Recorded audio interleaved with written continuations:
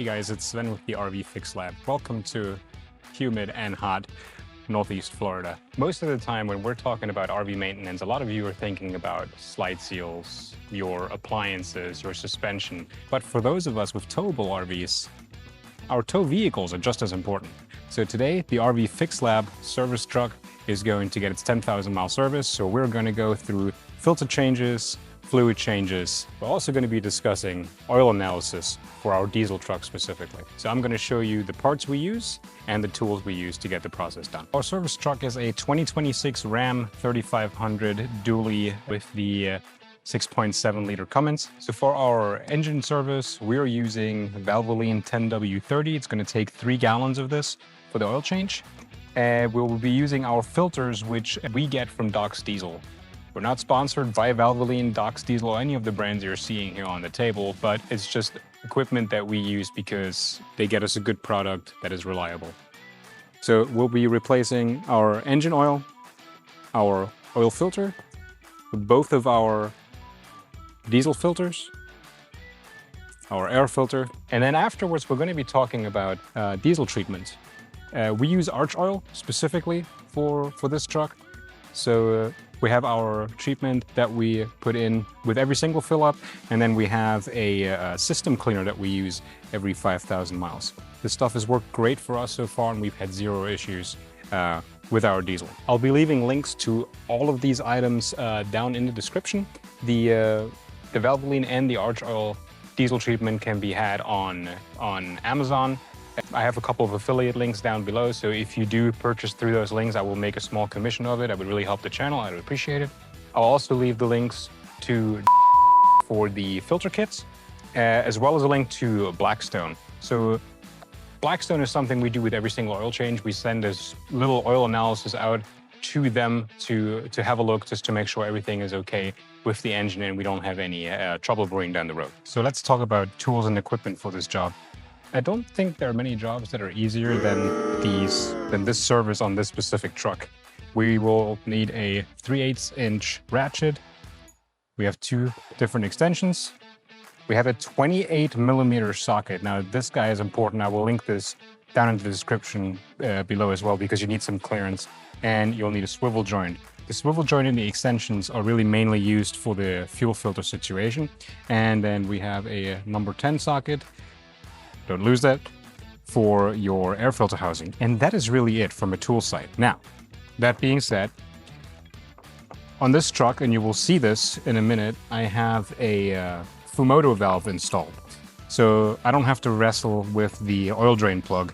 It's a simple valve that opens and closes. Again, I will link that below. But you will also need a oil drain pan, and one that has decent capacity. This one is 16 quarts, I believe. And then I also have one of these mats that I put down on the floor just to make sure I don't get anything onto the driveway.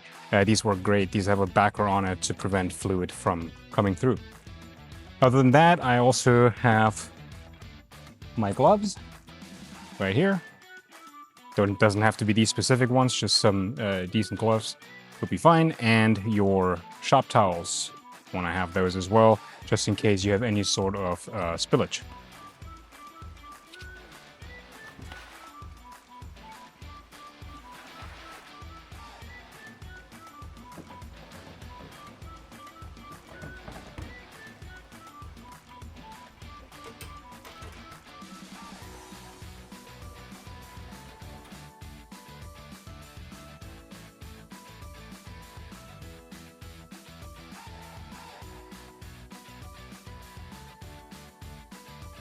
So this is the Fumoto valve I mentioned before. So you just remove the clip like that,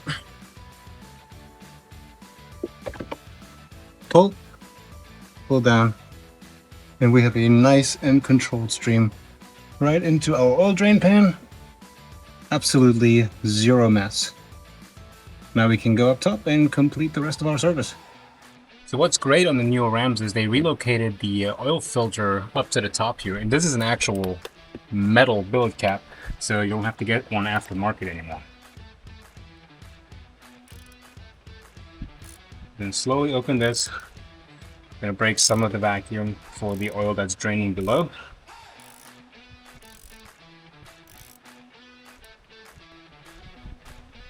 And once we're ready, we can take the billet cap,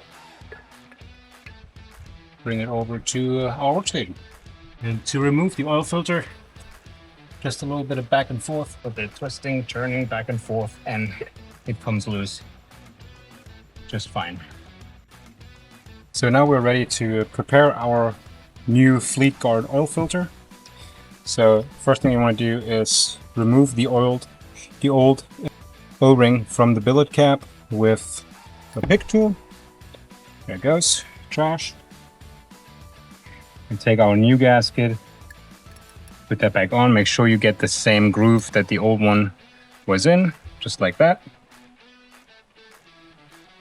And that's really as easy as it is. The only other thing that we're going to do now is we're going to get some fresh oil. We're going to clean this off first, obviously. So we're going to clean off this billet cap now. And we're going to take some fresh 10x30. And we're just going to very lightly coat the new O-rings. Dip my finger into the new oil. Here we go. And I'm just going to coat our new O-ring on the billet cap.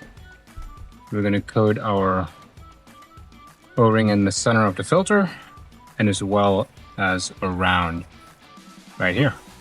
So with our cleaned and changed parts in hand, just take a look inside the oil filter housing as well. Make sure you don't see any debris or anything else going on in there. This one looks completely fine. So we're just going to take our oil filter, make sure you have your small opening facing the top. Put that right back in and push it down until it's seated. Then we're going to put our billet cap back on. And then we're going to grab a torque wrench and torque this thing down to 25 Newton meters, as it's stated on the billet cap. Come back over here with our torque wrench.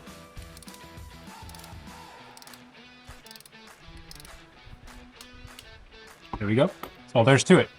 It's not a stream anymore, it's actually just dripping on the side. So we can take the lever, push it all the way over, take our rag, give it a quick wipe, and we're good. We can see there's no leaks anywhere. So we're good to go. Obviously, importantly, you're going to take your Fumoto valve clip, take your clip, put that guy back into position here, like that. That prevents the valve from accidentally opening.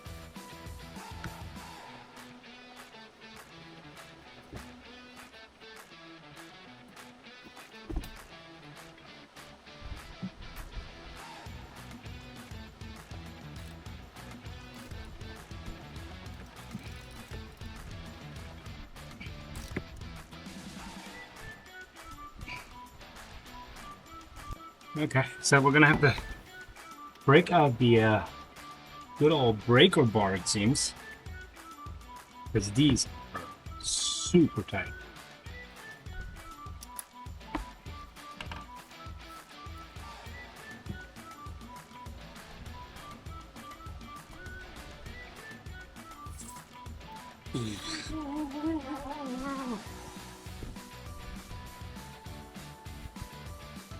A little bit crazy right here. So I had to basically go in directly with the breaker bar in here, do little turns to get this loose. I'm at the point now where I got the half-inch ratchet directly onto the filter. And it's finally breaking loose. But boy, I gotta tell you, I'm hoping that they fixed, truly hoping that they fixed the O-rings, with replacement parts, because my goodness, you're gonna have a little bit of diesel fluid coming out. Make sure you have something underneath. You're gonna put your catch pan in the exact position you had it in when you drained your oil. Any excess diesel that's in here is going to come out of those same crevices. Once you get the billet caps to actually move, pretty straightforward situation here. And we're gonna take our filters out here. And if we look at these real quick, these really don't look bad for 10,000 miles. And I'm gonna say the next one's gonna be at 15,000 miles. We do a lot of heavy towing with our RV, and I think 15,000 we're good to go here. Try and stay as clean as possible. Obviously, this is a messy job no matter what, especially when it comes to oil and diesel fluid. But what we're going to do now is compare our filters. All right, we want to make sure we have the right filters. Doc's diesel is normally pretty spot on, but trust but verify, right? All right, so then we're going to take our billet cap, the small one. Remember where the gasket is. Take your pick tool, pull your gasket back, take your new gasket, put it back into the same ridge that the old one was in. I'm going to take some diesel from the billet cap, big billet cap, pick tool underneath, pull it up, pry it out, get our new gasket, get it into the same ridge, work it around, make sure it's nice and even where it's supposed to be. Grab some diesel from the old billet cap, get it lubricated, and we're good to go. Here's what the housings look like. Pretty straightforward. Everything in here looks clean, no problem. Slowly pull in, slowly. You have fluid in there. Gonna push that in until you get it seated. And you'll feel when it's seated. So that's the front one. Gonna take the rear. Exact same thing, just a little bit further back. It's something that looks so very easy. And it was really easy, other than the billet caps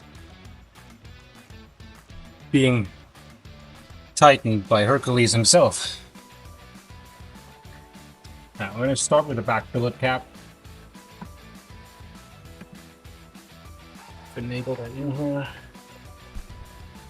Just had a nice fresh rain shower. Front billet cap. Pull the front filter. Trust me, I almost don't want to do this part because I already regret having to take it back off.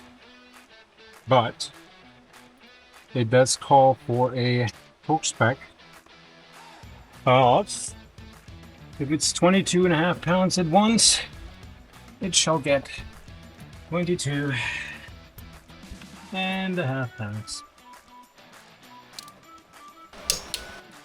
That's one. Okay, there we are. Let me tell you something, brother. That was something. For those of you who have done this before, this is the first time I'm doing it on this truck. You're probably laughing. You may have a technique that I'm not aware of. But the socket started to slip on the plastic cover. I'm probably going to replace those covers with metal ones as soon as they're available, if they're not already. Just to prevent that hex head from deforming. But I'm going to have a great time taking this off the next time. So the actual purge procedure is fairly simple. Take your key fob, leave it inside the vehicle, hold your run button so we can actually hear the lift pump purging the air. You can hear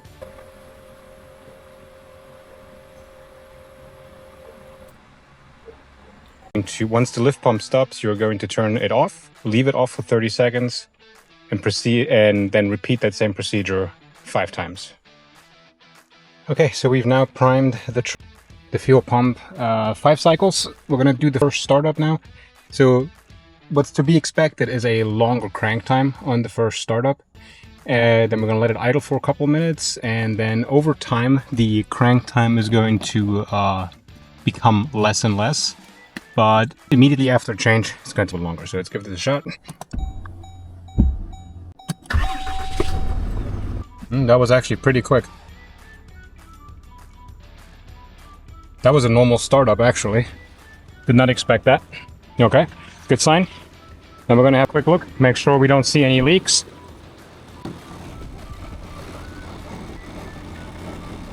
Make sure we don't have anything running out the bottom here. That too looks good. Everything sounds smooth. We're gonna double check the oil one more time, and then after that, we're gonna call this good.